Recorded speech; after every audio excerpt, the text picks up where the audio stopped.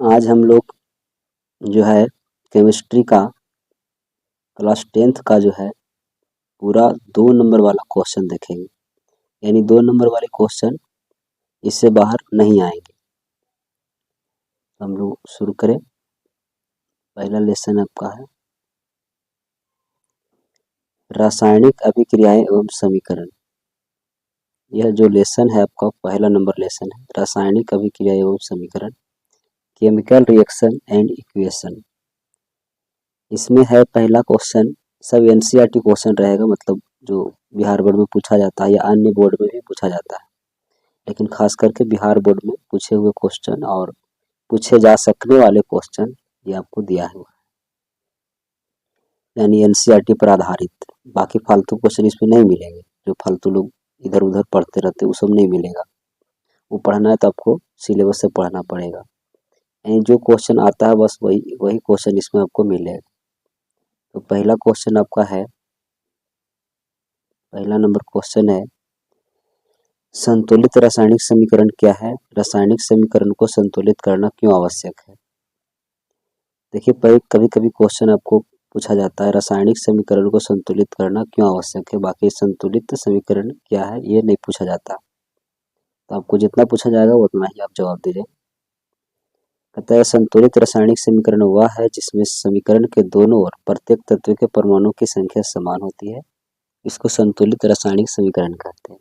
बहुत सिंपल बात है, दोनों तरफ का जो तत्व के परमाणु जो संख्या है वो बराबर होगा, उसको संतुलित रासायनिक समीकरण है।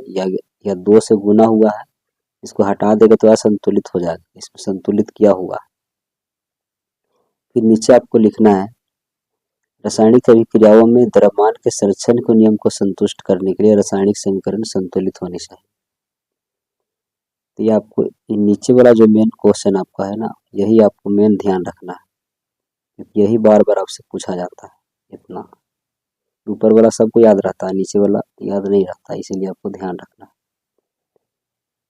है। अगला नंबर क्वेश्चन है, पहला लेसन का सारा क्वेश्चन इसमें चल रहा है। वियोजन अभिक्रिया को संयोजन अभिक्रिया के विपरीत कहा जाता है, इन अभिक्रियाओं के लिए समीकरण लिखिए। ये एनसीईआरटी क्वेश्चन है, बहुत बार पूछा हुआ है। वियोजन अभिक्रिया में एक रासायनिक पदार्थ टूट करके 2 नए पदार्थ का निर्माण करता है। एक रासायनिक पदार्थ टूटता है, 2 नया बनता है। जैसे जल में विद्युत धारा प्रवाहित करते हैं, 2 नए पदार्थ का निर्माण हो गया। ये आपका वियोजन अभिक्रिया का उदाहरण है। इसको विद्युत रासायनिक अभिक्रिया भी कह सकते कि विद्युत धारा प्रवाहित कर रहे हैं। कहता है कि अब संयोजन अभिक्रिया में 2 या अधिक अभिकारक मिलकर एकल नवीन पदार्थ का निर्माण करता है। दोनों मिल करके एक बन गया तो ये संयोजन अभिक्रिया है। 1 से 2 3 हो गया तो वियोजन अभिक्रिया है। ये मेन डिफरेंस आपको ध्यान रखना। नीचे आपको लिखना है कि अतः दोनों अभिक्रियाएं एक दूसरे के विपरीत है। तो ये आपको एनसीईआरटी 2 नंबर मार्क्स मिल जाएगा। तीसरा क्वेश्चन की ओर बढ़े, सारा एनसीईआरटी ही रहेगा, फालतू क्वेश्चन एक भी नहीं। कहता है कि वायु में जलाने से पहले मैग्नीशियम रिबन को साफ क्यों किया जाता है? यदि मैग्नीशियम रिबन नम वायु के संपर्क में रहता है, नमी के रूप संपर्क में रहता है, तो उस पर सफेद रंग की मैग्नीशियम ऑक्साइड की परत जम जाती है। यह परत मैग्नीशियम को जलने में अवरोध पैदा करती है। इसको लंबे अवधि तक ऐसे ही छोड़ दीजिएगा नमी में, तो उस पर एक सफेद रंग की मैग्नीशियम ऑक्साइड यानी MgO की एक परत बन जाएगा। यह परत मैग्नीशियम को जलने नहीं देता, अवरोध पैदा करता है। इसीलिए मैग्नीशियम को वायु में जलाने से पहले साफ किया जाता है। ये आपको रखना है कि इसीलिए मैग्नीशियम को वायु में जलाने से पहले रेग मार्ग से साफ किया जाता है। देखिए एक रिएक्शन दिया हुआ Mg+O2, तो मैग्नीशियम ऑक्साइड जो बन गया यही अवरोध पैदा करती है, इसीलिए आपको ध्यान रखना। नेक्स्ट क्वेश्चन है, बहुत अच्छा क्वेश्चन है, बहुत बार पूछा जाता है। जब लोहे की कील को कॉपर सल्फेट के विलयन में डाला जाता है तो विलयन का रंग क्यों बदल जाता है? जब लोहे की कील को कॉपर सल्फेट के विलयन में डाला जाता है तब लोहा कॉपर सल्फेट के विलयन से कॉपर को विस्थापित कर देता है। देखिए इसमें लोहा है, CuSO4 है। लोहा जो है यानी जो फेरस है वो कॉपर से ज़्यादा क्रियाशील है, ज़्यादा ही बरियार आदमी है, इसको मारा टन से ही बेचारा उलट गया। इसके जगह पर अब FeSO4 आ गया। ये आपको ध्यान रखना है, ये आपको पढ़ाया हुआ क्लास में।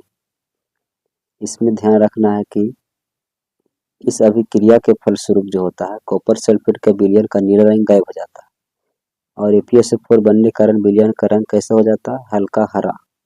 इसके अतिरिक्त लोहे की सतह के ऊपर हल्के लाल भूरे रंग की परत जम जाती है या पड़ जाती है, ये आपको रखना है ध्यान। ये 2 नंबर आपको पक्का मिल जाएगा। रिएक्शन के साथ ही लिखना है, कभी रिएक्शन नहीं छोड़ना पड़ेगा, छोड़ दीजिएगा नंबर नहीं मिलेगा, एक ही नंबर मिलेगा। अगला क्वेश्चन है श्वसन को ऊष्माक्षेपी अभिक्रिया क्यों कहते हैं। बहुत अच्छा क्वेश्चन है। श्वसन यानी भोजन में उपस्थित कार्बोहाइड्रेट के टूटने से, भोजन में जो कार्बोहाइड्रेट होता है उसको टूटने से ग्लूकोज बनता है, ग्लूकोज भी कह सकते हैं। इस ग्लूकोज की अभिक्रिया कोशिका में उपस्थित ऑक्सीजन से होती है जो CO2 H2O प्रदान करता है, साथ ही ऊर्जा भी उत्पन्न करता है। ठीक है, साथ में क्या उत्पन्न करता है, ऊर्जा, यानी CO2 यानी कार्बन डाइऑक्साइड और जल प्रदान करेगा, ऊर्जा भी निकाले। तो ये आपको है श्वसन को ऊष्माक्षेपी अभिक्रिया क्यों कहा जाता है। इसके लिए सिंपल बात में आप रखना कि जब भोजन में उपस्थित कार्बोहाइड्रेट के टूटने से ग्लूकोज बनता है। इस ग्लूकोज की अभिक्रिया कोशिका में उपस्थित ऑक्सीजन से होती है जो CO2 तथा H2O प्रदान करता है और साथ ही ऊर्जा भी उत्पन्न करता है। ये बहुत अच्छा क्वेश्चन था आपका। चलिए अगला नंबर क्वेश्चन आपका है तेल एवं वसा युक्त खाद्य पदार्थ को नाइट्रोजन से युक्त क्यों किया जाता है। नाइट्रोजन से युक्त क्यों किया जाता है। आप जानते हैं कि कोई भी जैसे हम लोग सामान खरीदते हैं, कुरकुरा हो गया, बिस्कुट हो गया और भी कई अन्य चीज, सभी में नाइट्रोजन गैस भर दिया जाता है, इसीलिए ताकि वो खराब ना हो। नहीं भरा हुआ रहेगा तो बेचारा खराब हो जाएगा, बहुत दिनों के बाद खराब भी नहीं होता है नाइट्रोजन गैस भरने से। तो नाइट्रोजन से युक्त कर दीजिएगा तो कोई पदार्थ जल्दी खराब नहीं होता। तेल एवं वसा युक्त खाद्य पदार्थ को क्षतिग्रस्त होने से बचाने के लिए, खराब होने से बचाने के लिए जो है ना नाइट्रोजन से युक्त किया जाता है। जब ऐसे पदार्थ हवा के संपर्क में आते हैं तो उपचयित होकर विकृत गंधित हो जाते हैं, उनके गंध एवं स्वाद बदल जाते हैं। ये आपको रखना है ध्यान, बहुत बार पूछा। एक सिंपल क्वेश्चन है कि लोहे की वस्तुओं को पेंट क्यों करते हैं।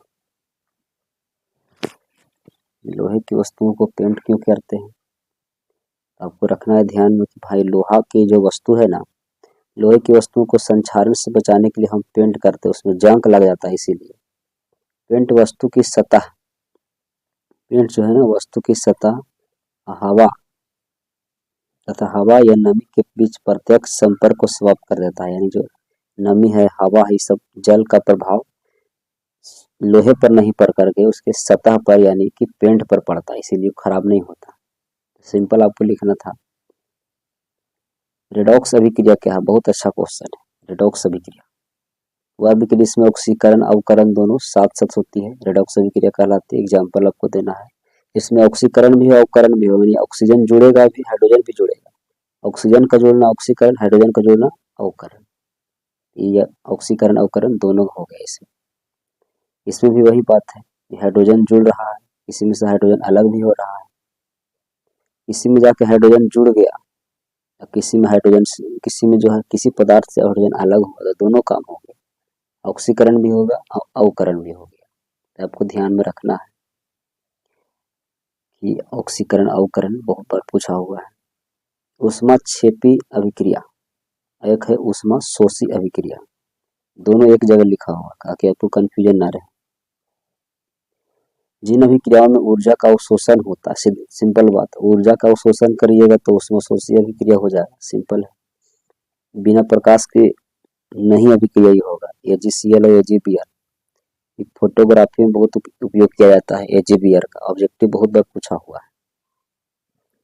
तो ये बिना प्रकाश की उपस्थिति में नहीं होगा, अलग अलग हो गया, ऊष्मा शोषी अभिक्रिया है।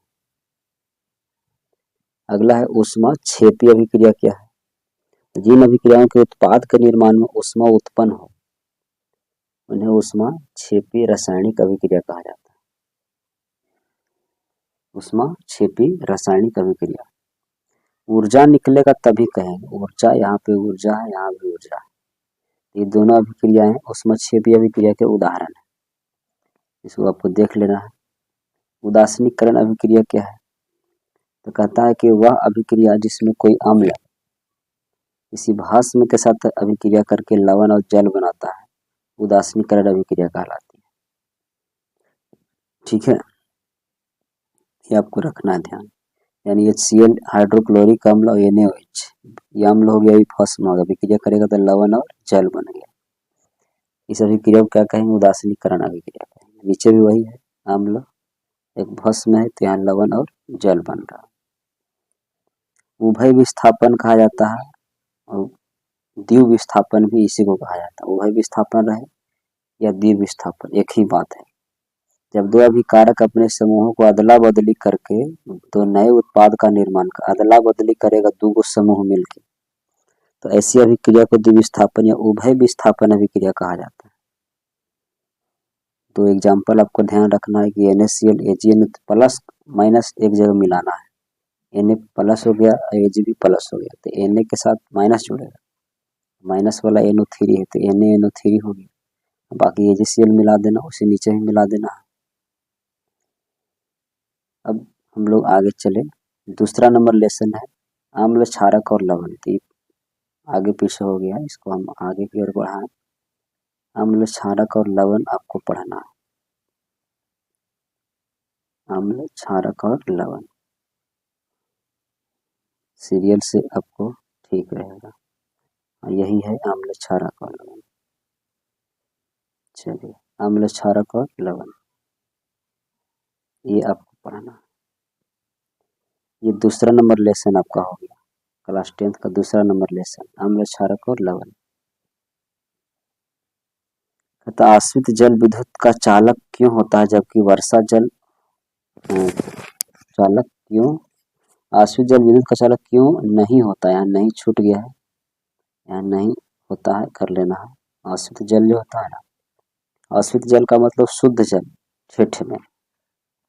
आश्रित जल विद्युत का चालक क्यों नहीं होता जबकि वर्षा जल होता है? बहुत बार पूछा है, ये आपको रखना है ध्यान में कि क्या है जी इसका आंसर।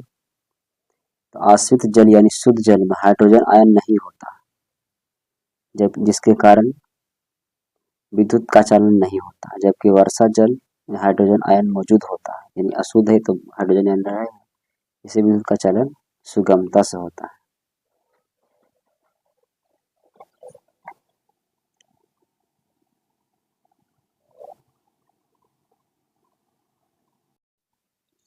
अगला क्वेश्चन है कि अम्ल का जलीय विलयन विद्युत का चालन क्यों करता है? अम्ल का जलीय विलयन विद्युत का चालन क्यों करता है? अम्ल के जलीय विलयन में हाइड्रोजन आयन उपस्थित होता है, मेन कारण हाइड्रोजन आयन है, यही विद्युत का प्रवाह करता है, विद्युत के वाहक होते हैं, इसलिए अम्ल का जलीय विलयन विद्युत का चालन करता है। देखो बहुत सिंपल आंसर लिखा हुआ, आपको एकदम एक बार में याद हो जाए।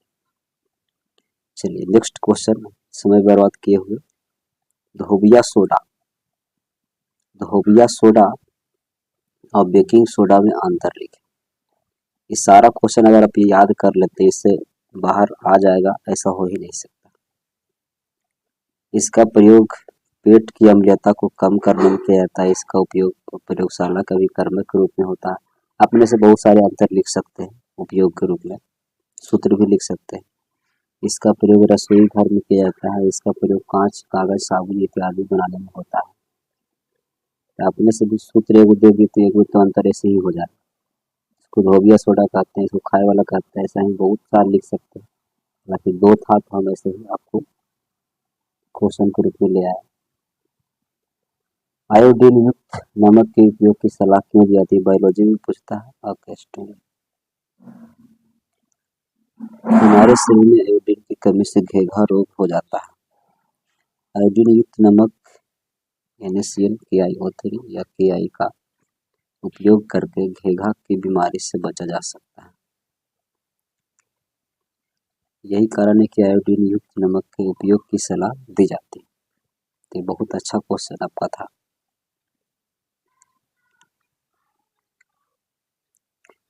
चलिए नेक्स्ट क्वेश्चन हो गया, हमारे अमाशय में अम्ल की क्या भूमिका है। तो हमारे अमाशय में हाइड्रोक्लोरिक अम्ल जठर ग्रंथियों से निकलता है, जो भोजन को सड़ने से रोकता है या में भोजन में हो जाएगा यहाँ पे, आए जीवाणु को नष्ट कर भोजन को पचाने में सहायक होता है। इसका पीएच मान लगभग 1 होता है। एक पीएच मान आपसे पूछा जाता है। पीतल एवं तांबे के बर्तन में दही एवं खट्टे पदार्थ क्यों नहीं रखे जाने चाहिए। देखिए बड़ा अच्छा क्वेश्चन। यदि पीतल एवं तांबे के बर्तन में दही एवं खट्टे पदार्थ रखे जाएंगे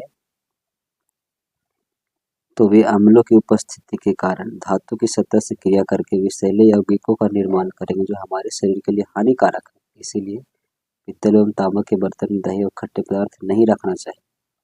आप खा लीजिएगा, विषैला पदार्थ बनेगा, इससे बहुत हानि होता है। कार्बन मुख्यतः सहसंयोगी क्यों बनाता है, क्योंकि कार्बन की संयोजकता 4 है, अतः 4 इलेक्ट्रॉन खो करके या 4 इलेक्ट्रॉन प्राप्त कर अस्थायी इलेक्ट्रॉनिक विन्यास नहीं बना सकता, अतः यह इलेक्ट्रॉन की साझेदारी कर सहसंयोजी बंध बनाता है। तो ध्यान रखना। सूचक क्या है, बहुत बार पूछा कि सूचक क्या, एक सूचक का नाम बताइए। वैसे रंजक जिनका अम्ल तथा भस्म द्वारा रंग परिवर्तन होता है। अम्ल और भस्म के द्वारा रंग परिवर्तित कर देने को ही सूचक कहते हैं।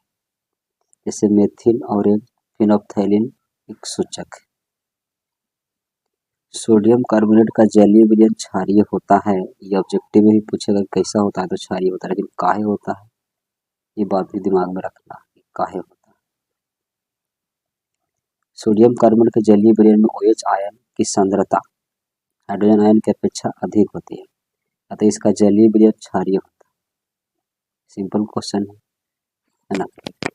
OH आयन की सांद्रता जो है हाइड्रोजन आयन से ज्यादा होगा तो क्या हो जाएगा, क्षारीय हो जाएगा। OH बेचारा बरियार है। रोटी और केक को फुलाने में बेकिंग पाउडर का उपयोग क्यों किया जाता है। अब देखें, रोटी हो, केक हो या जलेबी हो, ये सब बनाने में क्यों उपयोग करते हैं।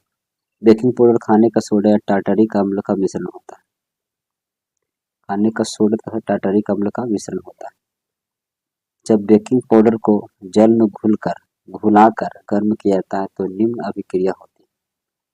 देखिए घुलाकर अभिक्रिया करते हैं तो यह अभिक्रिया होता है NaCO3 हाइड्रोजन के साथ CO2H2 और सोडियम टार्ट्रेट बनता है। अभी सोडियम टार्ट्रेट की अभिक्रिया के बाद यह क्या बात होता है, इस अभिक्रिया के द्वारा मुक्त CO2 पाव रोटी अथवा केक को मुलायम और स्पंजी बनाने में सहायक होता है, तो मुलायम स्पंजी बन जाता है। प्लास्टर ऑफ पेरिस को आर्द्ररोधी, इन साल क्वेश्चन पूछा था 2025 में। प्लास्टर ऑफ पेरिस को आर्द्ररोधी बर्तन में क्यों रखा जाना चाहिए। यह आपसे पूछ सकता है कि प्लास्टर ऑफ पेरिस को आर्द्रता से दूर रखना क्यों आवश्यक है, इसकी व्याख्या करें। दोनों एक ही क्वेश्चन है।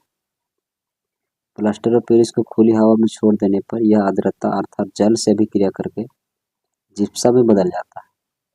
इसीलिए हम लोग लपेट करके बढ़िया से रखते हैं आर्द्ररोधी बर्तन में। अभी तो यह ध्यान रखना है कि प्लास्टर ऑफ पेरिस का सूत्र है 1/2 है, हालांकि घेरा लग गया तो 1 लिखना जरूरी नहीं। 3:2 और इसमें जिप्सम बन गया। देखिए अब जिप्सम बन गया है, तो जिप्सम बन गया तो ये दिक्कत हो गया भाई, इसको बढ़िया से रखना पड़ेगा, जल की उपस्थिति में नहीं आना चाहिए। चलिए प्लास्टर ऑफ पेरिस के बनाने की विधि को लिखिए। प्लास्टर ऑफ पेरिस के बनाने की विधि, प्लास्टर ऑफ पेरिस के अतः जिप्सम को 120 डिग्री सी तक सावधानी पूर्वक गर्म करने के फलस्वरूप प्लास्टर ऑफ पेरिस बनता है। जिप्सम हो गया, इसको 120 पर गर्म कीजिए, प्लास्टर ऑफ पेरिस तैयार। 3:2 इधर निकल गया। उपयोग बहुत इंपॉर्टेंट है। प्लास्टर ऑफ पेरिस के उपयोगों को लिखें। मूर्ति बनाने में, टूटी हड्डियों को बैठाने या जोड़ने में, पट्टियों के रूप में, खिलौना बनाने में, सजावट के सामान बनाने में। तो ये आपको हो गया। व्यंजक चूर्ण के बनाने की विधि को लिखिए। ये भी अच्छा क्वेश्चन है। शुष्क बुझे हुए चूने को 40 डिग्री सी तक तप्त कर यानी गर्म करके उसके ऊपर क्लोरीन गैस प्रवाहित करने पर व्यंजक चूर्ण यानी ब्लीचिंग पाउडर प्राप्त होता है। शुष्क बुझा हुआ चूना है, इसको भाकर चूना कहते हैं। इस क्लोरीन गैस प्रवाहित करना कितना डिग्री पर? 40 डिग्री सी पर। तो ये प्राप्त हो जाएगा आपका व्यंजक चूर्ण। अब इसका उपयोग क्या है? कीटाणुनाशक के रूप में हो गया, कागज एवं कपड़ों के विरंजन में, क्लोरीन, क्लोरोफॉर्म आदि बनाने में। क्लोरोफॉर्म का सूत्र क्या होता है? CHCl3। ध्यान रखना, पूछा जाता है।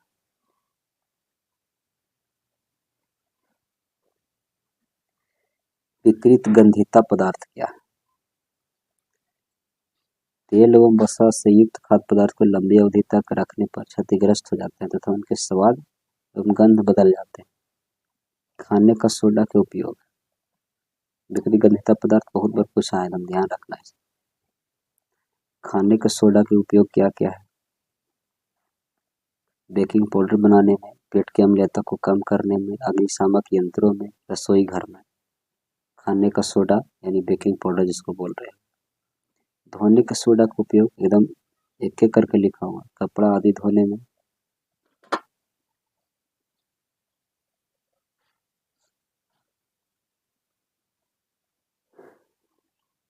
प्रयोगशाला में भी कर्मक के रूप में, कांच, कागज, साबुन आदि उत्पादन में, जल का स्थायी खरापन को दूर करने में। पीएच स्केल बहुत अच्छा क्वेश्चन। पीएच स्केल क्या है? किसी विलयन में हाइड्रोजन आयन के सांद्रता के निर्धारण के लिए सुरेशन ने 1909 में एक स्केल लिया जिसे पीएच स्केल कहते हैं। पीएच का फॉर्मूला ध्यान रखना है कि पीएच बराबर माइनस लॉग हाइड्रोजन आयन के कंसंट्रेशन यानी सांद्रण। देखिए ये बात दिमाग में रखना, ऑब्जेक्टिव पूछा जाता है। चित्र बनाना भी है परीक्षा में ताकि आपको फुल मार्क्स मिल सके। इधर जाएंगे तो अम्लीयता बढ़ेगा, इधर जाएंगे तो क्षारीयता बढ़ेगा। जब अम्लीयता बढ़ रहा है, क्षारीयता बढ़ रहा है। तो आपसे अगर पूछा जाए कि ज्यादा अम्लीय 1 है कि 5, तो ज्यादा अम्लीय कौन हो जाएगा? 1 हो जाएगा। ज्यादा अम्लीय 5 तो कम अम्लीय होगा। कहता है इसमें अर्हेनियस के अनुसार अम्ल एवं भस्म की परिभाषा लिखी। अर्हेनियस के अनुसार अम्ल और भस्म की परिभाषा क्या है? अर्हेनियस के अनुसार अम्ल एवं भस्म की परिभाषा लिखी।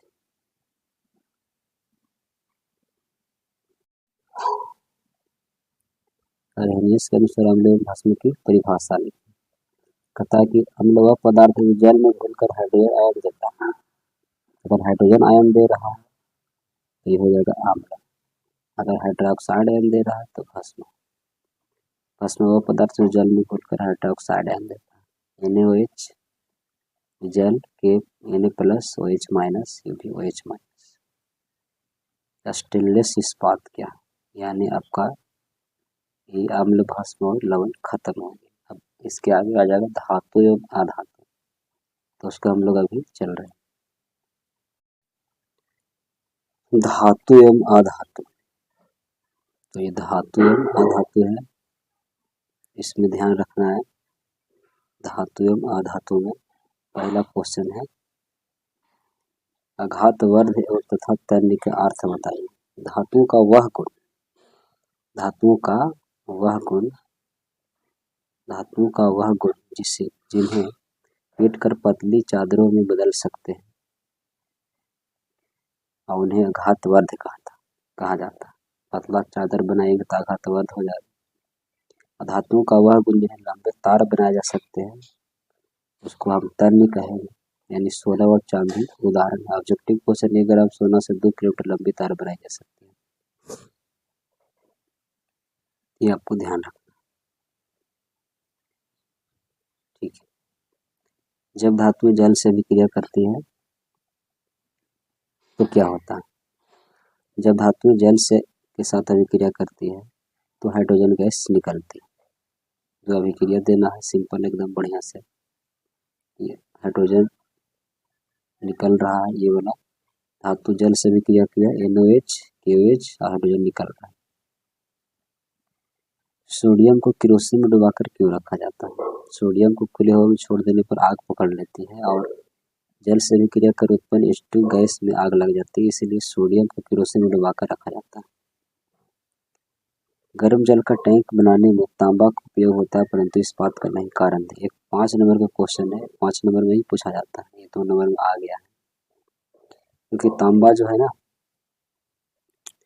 तांबा जल के साथ अभिक्रिया नहीं करती है और साथ ही साथ ऊष्मा विद्युत की अच्छा चालक होता है। लोहा यानी इस्पात जल के भाप के साथ अभिक्रिया करते हैं, H2 बनाता है। लोहा ठंडा पानी से अभिक्रिया नहीं करता, वो भाप के साथ करता है।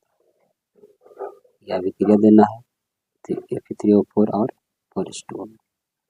इसलिए गर्म जल का टैंक बनाने में तांबा का उपयोग होता है। मन में चल रहा है कितना समय 5 नंबर कैसे मिल जाएगा, तो मिल जाता है, इतना ही लिखना है आपको।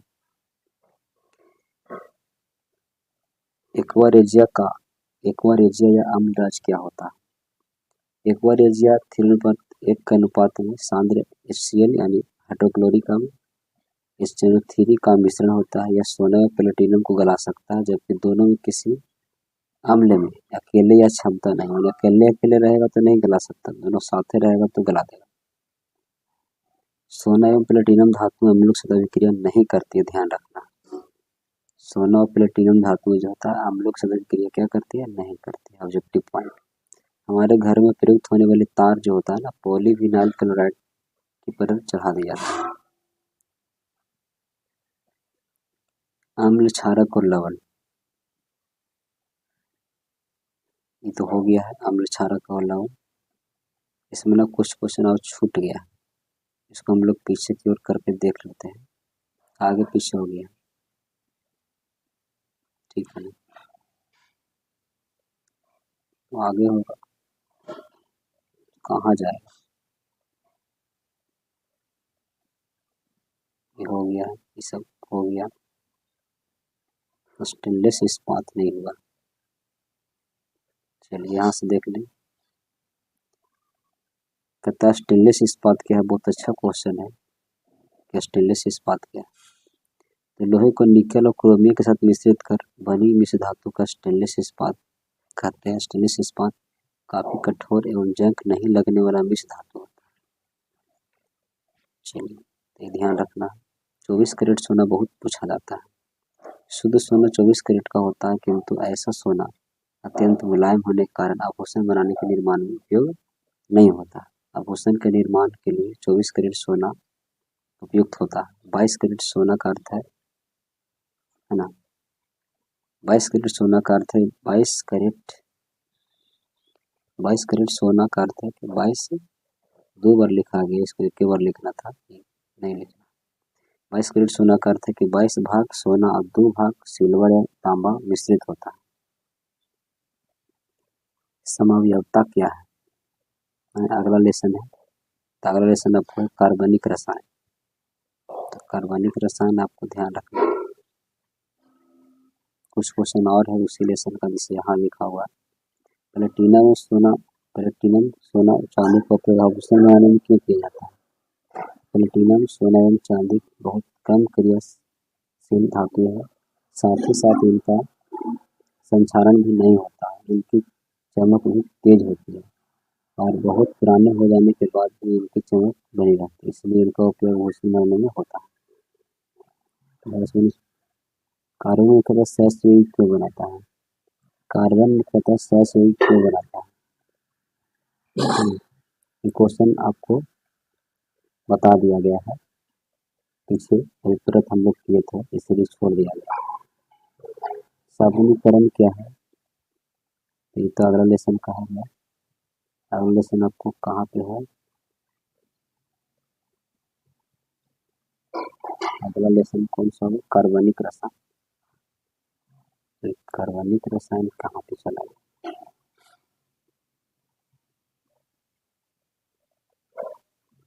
कार्बनिक रसायन,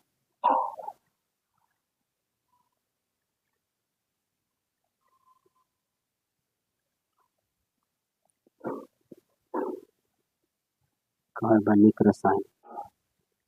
कुछ क्वेश्चन धातु का छूटा हुआ था, तो आपको यहाँ से आपको देख लेना है। अभिधर्मी ऑक्साइड क्या है? दो अभिधर्मी ऑक्साइड के उदाहरण दीजिए। वे ऑक्साइड जो अम्लीय तथा क्षारीय दोनों के गुण को प्रदर्शित करते हैं अभिधर्मी ऑक्साइड कहलाते हैं। यह अम्ल तथा क्षार दोनों के साथ अभिक्रिया करके लवण और जल बनाते हैं। दो रिएक्शन देना है बढ़िया से, जेडिनो और ये जेडिनो करके, ठीक है। चलिए भर्जन और निस्तापन में अंतर लिखिए। भर्जन और निस्तापन में अंतर, निस्तापन और भर्जन। इस अभिक्रिया में अयस्क को वायु की उपस्थिति में गर्म किया जाता है। इस प्रक्रिया में अयस्क को उपस्थिति में निस्तापन है, यहाँ पे अनुपस्थिति होगा, ये गलत है। यहाँ पे क्या कर लेना है? अनुपस्थिति, अनुपस्थिति, अनुपस्थिति हो जाएगा, ठीक है। अनुपस्थिति कर लेना है निस्तापन, और उसमें सही लिखा होगा। यह ऑक्साइड एवं कार्बोनेट अयस्क के लिए प्रयुक्त होती है या सल्फाइड अयस्क के लिए प्रयुक्त होती है, सही है। संक्षारण, जब कोई धातु अम्ल, आर्द्रता इत्यादि के संपर्क में आती है तो वह संक्षारित हो जाती है। इस क्रिया को संक्षारण कहते हैं। चांदी के ऊपर काली परत सिल्वर सल्फाइड के कारण होता है, बिहार पुलिस में क्वेश्चन आया था। लोहे के ऊपर हरी परत, एनोडीकरण से आप क्या समझते हैं? एल्युमिनियम धातु को खुली हवा में छोड़ने पर उसकी सतह पर उसके ऑक्साइड की एक परत बैठ जाती है, इससे इसका संचारण रुक जाता है, जिससे एनोडीकरण कहते हैं। जस्तीकरण, जस्तीकरण क्या होता है? धातु की किसी वस्तु को पिघले हुए जस्ता में डुबा देने पर धातु की सतह पर जस्ता की एक परत बैठ जाती है, जिसे जस्तीकरण कहा जाता है। मिश्र धातु क्या होता है? दो या अधिक धातु अथवा एक अधातु एवं एक अधातु का समान मिश्रण मिश्र धातु कहलाता है। पित्तल, तांबा एवं जस्ता का मिश्र धातु है, ये ध्यान रखना। पिताजी याद रखिए, तांबा और जस्ता, पिताजी।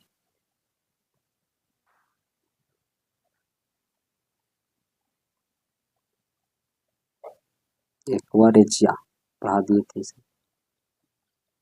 आयोडीन, ये सब हो गया। विकृत गंधिता हो गया, ये हो गया, ये सभी हो चुका।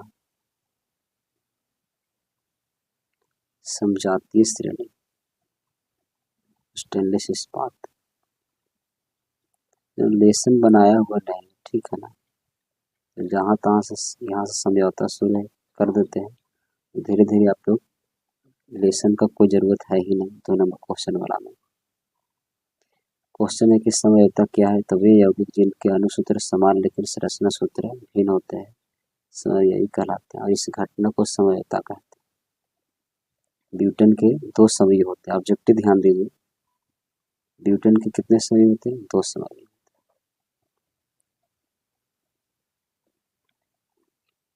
ये आपको चित्र बनाना है, ये सब क्लास में ही समझ आता है। इस समय भी 2 तरह का बन सकता है। सजातीय श्रेणी क्या है? सजातीय श्रेणी, समजातीय श्रेणी क्या है? कार्बनिक यौगिक ऐसी श्रेणी जिसमें ऋणात्मक समूह समान भौतिक गुणों में नियमित श्रेणी क्रम हो, यानी CH2 का अंतर हो। CH2 का अंतर वाला को क्या कहते हैं? समजातीय श्रेणी कहते हैं या सजातीय श्रेणी कहा जाता है। ग्लूकोज के ऑक्सीकरण से विभिन्न जीवों में ऊर्जा प्राप्त करने के विभिन्न मार्ग क्या है?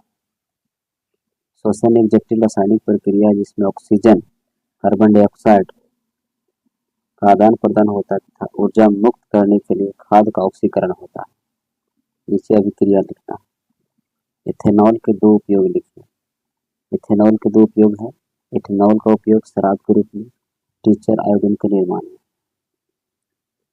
देखिए अच्छा क्वेश्चन, ये पढ़ा दिए है सही। ऐसा आपको देखना है कि साबुनीकरण,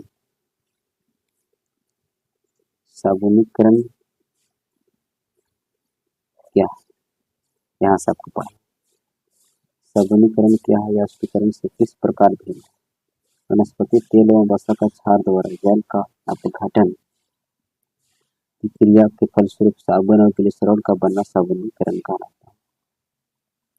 पुष्टिकरण में अम्ल तथा अल्कोहल से अभिक्रिया द्वारा एस्टर तथा जल बनाते हैं। उदाहरण के स्वरूप एसिटिक अम्ल एवं एथिल अल्कोहल की अभिक्रिया से एस्टर एथिल एसीटेट बनाना एस्टरीकरण होता है। एस्टरीकरण अभिक्रिया क्या है? ठीक है, साम्य H2SO4 की उपस्थिति में एसिटिक अम्ल को एथिल अल्कोहल के साथ गर्म करने पर एथिल एसीटेट बनता है, जो एक एस्टर श्रेणी का यौगिक है। एस्टर बनने की इस क्रिया को एस्टरीकरण कहा जाता है। देखिए, मिथेन में 4 से संयोग बंध होता है और एथेन में 7 का होता है। द्वितीय ऑब्जेक्टिव दोनों पूछ रहा। बाकी नीचे वाले याद रखना है कि carboxylic acid COOH, ester, ketone, aldehyde, alcohol. Ester हो गया, कीटोन, एल्डिहाइड, अल्कोहल, ये सारी चीज याद रखना पड़ेगा।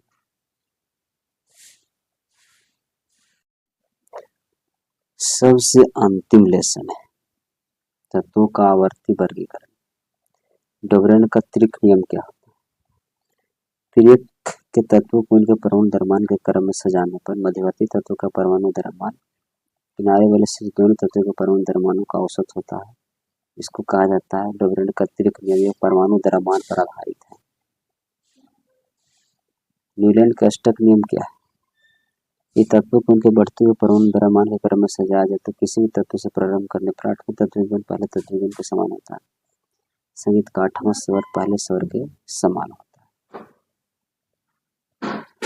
परमाणु द्रव्यमान, सब परमाणु द्रव्यमान, खाली मोस्टली वाला परमाणु संख्या सोचना। मेंडलीव की आवर्त सारणी नियम क्या है? तत्वों के भौतिक और रासायनिक गुण के परमाणु भारों के यानी द्रव्यमानों के आवर्त फलन होते हैं।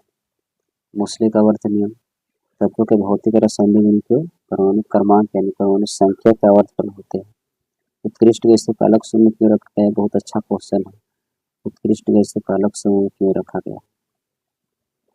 उत्कृष्ट गैसों का अलग समूह रखा गया क्योंकि इसमें संयोजी इलेक्ट्रॉन 8 है। केवल हीलियम को छोड़कर ये सारे तत्वों से भिन्न है, किसी से भी अभिक्रिया नहीं करता। तो ये आपको रखना है दिमाग में सेट।